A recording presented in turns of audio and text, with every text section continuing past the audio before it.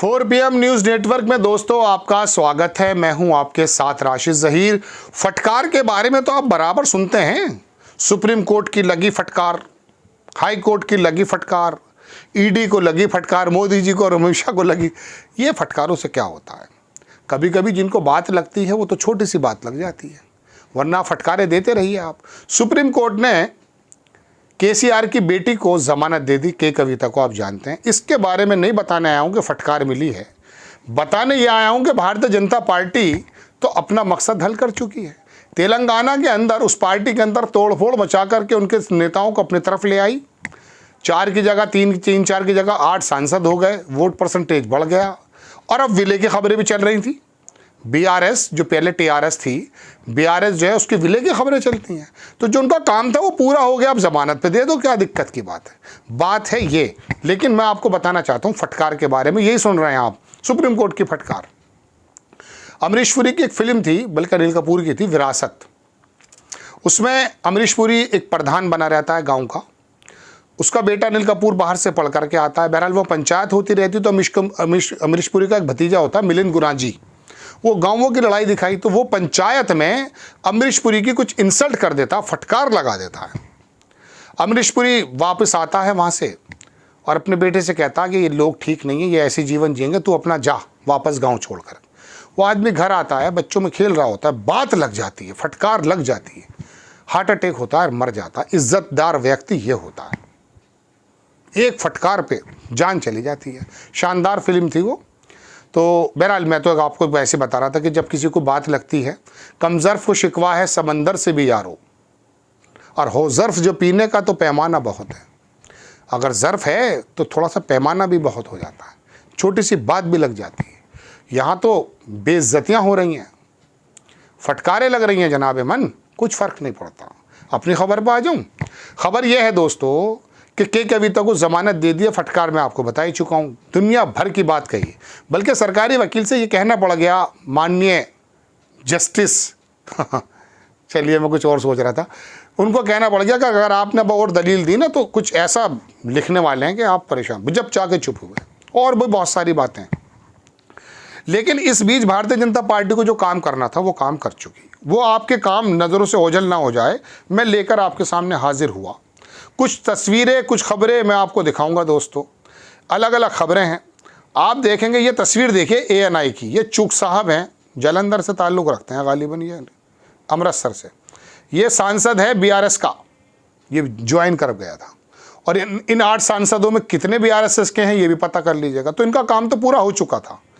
ये देखें आप खबर के बीबी पाटिल ने ज्वाइन की बीजेपी। लोकसभा चुनाव से पहले तेलंगाना में बीआरएस को एक और झटका, जहीराबाद सांसद बीबी पाटिल ज्वाइन किया बीजेपी। ये इलेक्शन से पहले ज्वाइन कर बैठे थे। इन 8 में से कितने बीआरएस के हैं ये अभी आपको बताने जा रहा हूं। बीआरएस ने भाजपा के साथ गठबंधन की संभावना तलाशी, लेकिन दूसरी ओर विरोध।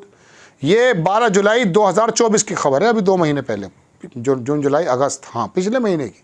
तो विलय भी हो सकता है, गठबंधन भी हो सकता है। तो काम तो इनका पूरा हो गया। लोकसभा 2024 में तेलंगाना में बीआरएस की जमीन खिसकने से भाजपा की बढ़त। ये मैं आपको बता चुका हूं, बीआरएस का 24% वोट घटा था। तो इनका काम तो दरअसल पूरा हो गया था। तेलंगाना में कांग्रेस भाजपा ने 8 सीटें जीती, बीआरएस ने की खाता भी नहीं खुला। 9 सीटें जीती थी शायद, या 11 जीती थी बीआरएस ने, इनका खाता भी नहीं खुला और ये चले गए वहां। तेलंगाना में भाजपा ने किया अपना सर्वश्रेष्ठ प्रदर्शन, जीती 8 लोकसभा सीटें। दोस्तों इसके अंदर बहुत सारे नेता बीआरएस के हैं और बीआरएस के बहुत सारे कार्यकर्ता सब विलय कर चुके हैं, जा चुके हैं भाजपा में। तो इनका काम तो हो चुका है पूरा। तो के कविता को जमानत दे दी, अब वो विलय पे होने पे मजबूर हैं, जो मैंने आपको खबरें दिखाई भी हैं। और उनके सांसदों में ज़्यादातर और नेताओं में ज़्यादातर तादाद बीआरएस के नेताओं की है। ज़मीन ख़त्म कर दी, डूबता जहाज़ बता दिया। तो भारतीय जनता पार्टी ने ईडी, आईडी जो भी कुछ हो सकता है वो सीबीआई वगैरह के माध्यम से तेलंगाना तो कब्जा ही लिया जनाब, बीआरएस को ख़त्म कर दिया। तो अब ये अगर ज़मानत हो भी जाती है, फटकार लग भी जाती है, तो इनमें फटकार की तो आदत है। कहाँ से फटकारने लगती बताइए आप, कौन से उसमें फटकारने लगती? ईडी को, केंद्र सरकार को फटकारें लगती हैं, टीवी के एंकर्स को फटकारें लगती हैं। लेकिन ये बेहया लोग, टीवी के एंकर्स की बात कर रहा हूँ मैं, फ़िलहाल उनको नहीं कह रहा हूँ, क्योंकि उनको कहते ही दूसरा काम बन जाता है। इनको फटकार से मतलब क्या है? अमन चोपड़ा को फटकार लगी, वो फिर से जहर उगल रहा है। तो भारतीय जनता पार्टी का काम पूरा हो गया तेलंगाना में। अब छोड़ दीजिए, अब किस लायक बचे हैं वो बताइए। दिल्ली के अंदर जेल भेज करके 7 सीटें जीत ली, भले वो आ गए हों, बात दीगर है, कुछ टाइम के लिए आए थे। और बात यह है कि ये एक जगह नहीं होता, ये काम ये कई जगह होता है। उत्तर प्रदेश के सूत्रों से है ये खबर। जयंत चौधरी के जाने की वजह भी यही बताई जाती है, बहुत सारे राजनीतिक गलियारों में यह जिक्र चलता है। कोई बंदा था, उसने बताया कि फाइलें खुल रही हैं, भाग गए।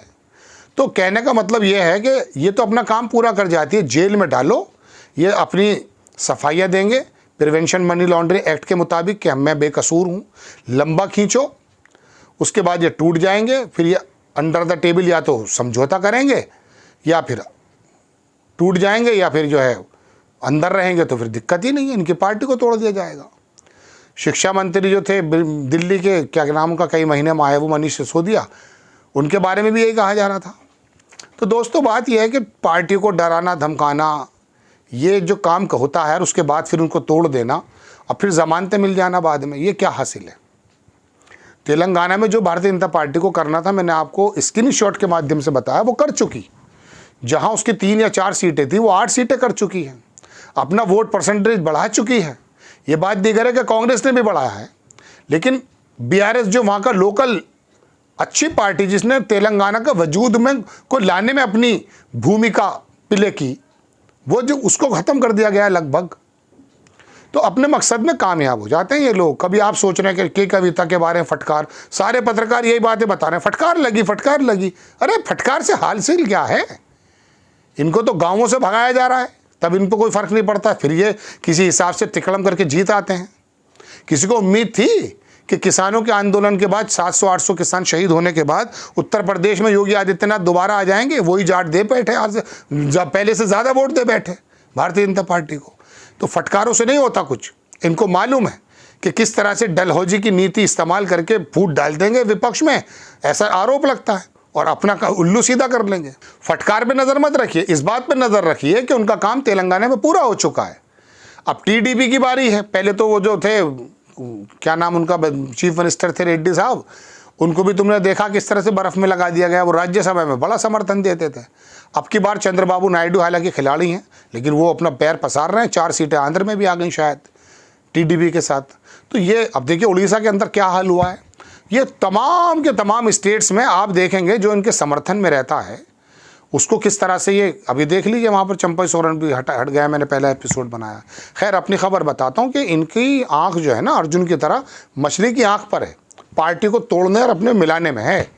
ये फटकारे वटकारे तो कोई बेकार की बात नहीं लगती हैं। आपको खबर कैसी लगी, अपनी राय कमेंट्स बॉक्स में ज़रूर दीजिए। चैनल को सब्सक्राइब कीजिए, शेयर कीजिए। नेक्स्ट टाइम में किसी खबर के साथ हाजिर होता हूँ। जय हिंद।